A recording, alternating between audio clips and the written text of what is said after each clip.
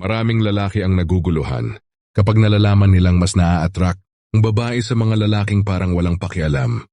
Hindi ba dapat mas gusto nila yung lalaking laging available, laging nandyan, at laging nagpaparamdam kung gaano sila kahalaga?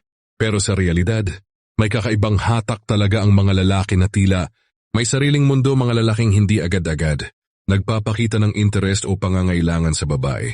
Parang kabaligtaran ng inaasahan. Ang ganitong klase ng aura, yung tipong chill, independent, at hindi naghahabol, ay may malakas na psychological effect sa babae.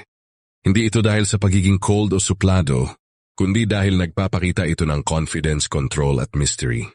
At sa totoo lang, yan ang mga bagay na nakakapukaw ng damdamin at curiosity ng babae. Hindi nila ito palaging inaamin, pero deep inside, naa-attract sila sa idea ng isang lalaking hindi sila kailangan pero pinipili pa rin sila. Sa video na ito, aalamin natin kung bakit napakalakas ng dating ng ganitong klase ng lalaki sa mga babae. Titingnan natin ang mga dahilan kung bakit mas na-appreciate ng babae ang isang taong hindi desperado at kung paano mo rin magagamit ito sa sarili mong buhay para mas mapansin at ma-value ka. Ready ka na ba? Tara, simulan na natin. Shoutout nga pala sa mga malulupit kong followers dito sa YouTube. Kayo ang dahilan at inspirasyon, kaya lalo kong pinagpapatuloy ang Real Men Movement dahil ako si Zymer ang iyong master sa ganitong game, kaya comment ka lang at subscriber para sa mga kapanapanabik na game natin. Hindi na bago ang konseptong ito, pero madalas pa ring hindi nauunawaan ng maraming lalaki. Ang katotohanang mas naa-attract ang babae sa lalaking parang hindi siya kailangan. Sa unang tingin parang wala sa lugar. Kung gusto mong makuha ang isang babae, hindi ba dapat ay effortan mo siya, suyuin, at iparamdam kung gaano siya kahalaga sa'yo? Pero ang irony ng attraction ay ito. Kapag masyado kang available, kapag masyado kang eager, mas nawawala ang excitement at mystery na siyang nagpapaspark ng tunay na attraction. Una sa lahat, hindi sexy ang desperation. Kapag isang lalaki ay sobrang available at sobra ang effort sa pagpaparamdam na gusto niya ang babae, ito ay nagiging turn-off. Hindi dahil masama ang intention niya, kundi dahil nawawala ang sense of challenge at value. Tandaan mo ito, ang value ng isang bagay ay tumataas kapag ito'y bihira at mahirap makuha. Ganon din ang perception ng babae sa isang lalaki. Kung nararamdaman niyang masyado kang abot kamay, nawawala ang thrill. Hindi mo kailangang magpaka-hard to get, pero mahalaga ang balancing presence, yung andiyan ka, pero may sarili kang mundo. Yung hindi ka nawawala pero hindi ka rin sobra kung makadikit. Yung presence mong kalmado pero may impact. Pangalawa, ang confidence ay hindi sumisigaw nararamdaman. Ang mga lalaking hindi desperate ay may natural na confidence. Hindi nila kailangang ipakita kung gaano sila kagaling o kadeserving. Hindi sila naghahanap ng validation mula sa babae. Hindi nila kailangang magpakitang gilas para lang mapansin. Dahil dito, mas nararamdaman ng babae na itong lalaking ito ay buo na kahit wala siya. And yun ang nakakaakit, yung alam ng babae na pinipili mo siya, hindi dahil kailangan mo siya, kundi dahil gusto mo siya. Malaki ang pagkakaiba nun. Yung tipong hindi mo siya kinukumbinsi, kumbaga, andyan ka lang, at kung gusto niya, nandito ka. Pero hindi mo siya hinihila. Hindi mo siya hinihingi. At yun ang nakakabighani. Pangatlo, gusto ng babae ang lalaking may sariling direksyon. Kapag ang isang lalaki ay busy sa sarili niyang buhay, goals, growth at passion, mas nararamdaman ng babae na hindi siya ang sentro ng mundo mo. At sa isang twisted way, nagiging mas interesado ang babae na maging bahagi ng mundo mo. Kasi nararamdaman niya na hindi mo siya kailangan, pero gusto mong isama siya. Kung ang buong buhay mo ay umiikot sa kanya, nawawala ang thrill, nawawala ang respeto. Pero kapag nakikita niyang ikaw ay may purpose at kahit hindi siya ay tuloy-tuloy pa rin, ang buhay mo mas nagkakaroon ng lalim at respeto ang attraction. You become a man worth admiring, not a man begging for affection. Hindi mo kailangang magpanggap na hindi mo siya gusto. Pero kailangang makita niya na buo ka, may focus, may sariling misyon. Kasi ang lalaking alam kung saan siya papunta, hindi siya madaling madistract. At kahit dumating man ang love, hindi nawawala ang sarili niya.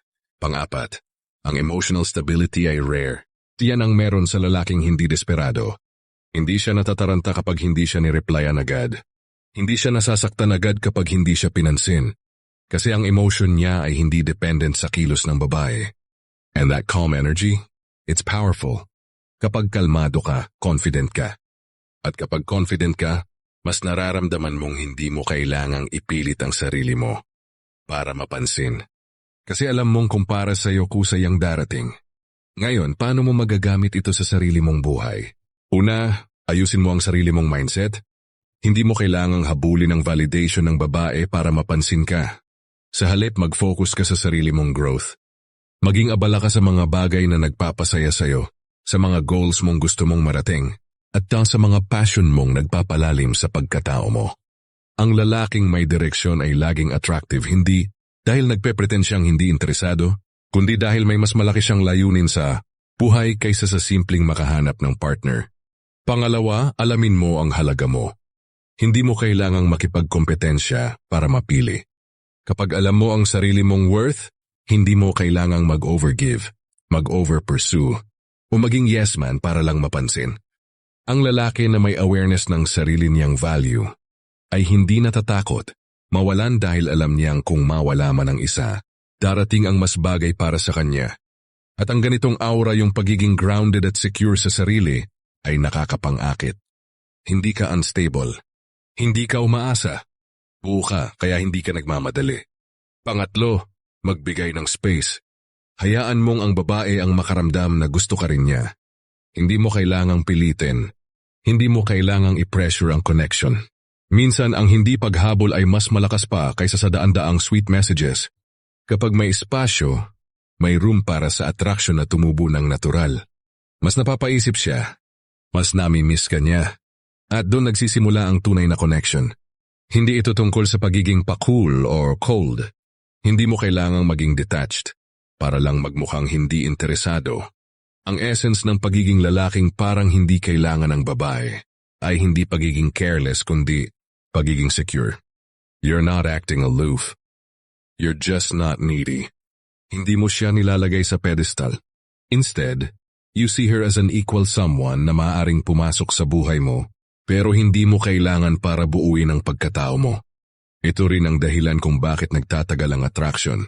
Sa simula, posibleng ma-attract ang babae sa effort, sa sweetness, sa big gestures. Pero ang long-term attraction ay nakabase sa respect, sa energy ng isang lalaki na may backbone, may disiplina at may sariling mundo. Sa pagiging steady, hindi reactive. Sa pagiging decisive, hindi dependent. Kapag na-master mo ang mindset na ito, mapapansin mong hindi mo na kailangang ipilit ang sarili mo. Ang mga babae na dati ay parang mailap, ngayon sila na ang magpaparamdam. Hindi dahil nagpapakipot ka, kundi dahil nararamdaman nilang iba ang presence mo. Hindi ka desperate. Hindi ka needy. Nahigit sa lahat buo ka kahit wala sila. At yan ang tunay na attractive. Hindi ka nagbibigay para lang suklian. Hindi ka nagpaparamdam para lang replyan. Gumagalaw ka sa mundo mo ng buo, grounded at may direksyon. At kapag dumating ang babae na tamang-tama para sa'yo, hindi mo na kailangang ipilit ang sarili mo dahil kusa siyang ma-attract sa kung sino ka talaga. Remember, the most attractive man isn't the one who begs for love. It's the one who knows how to love himself first. Sa huli, tandaan mo ito ang tunay na halaga mo ay hindi kailanman nakabase sa kung gaano ka kagustong piliin ng babae.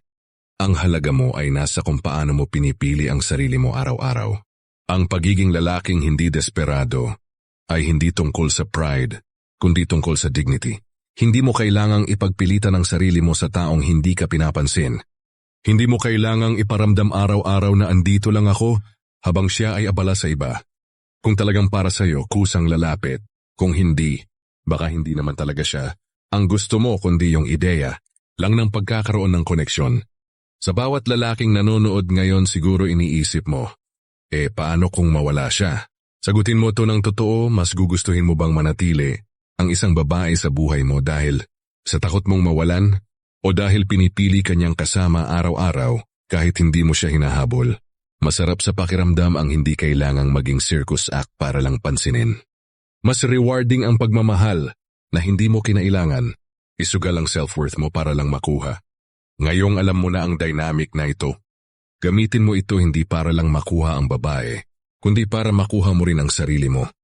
Maraming lalaki ang naliligaw dahil akala nila ang love ay palaging go hard or go home.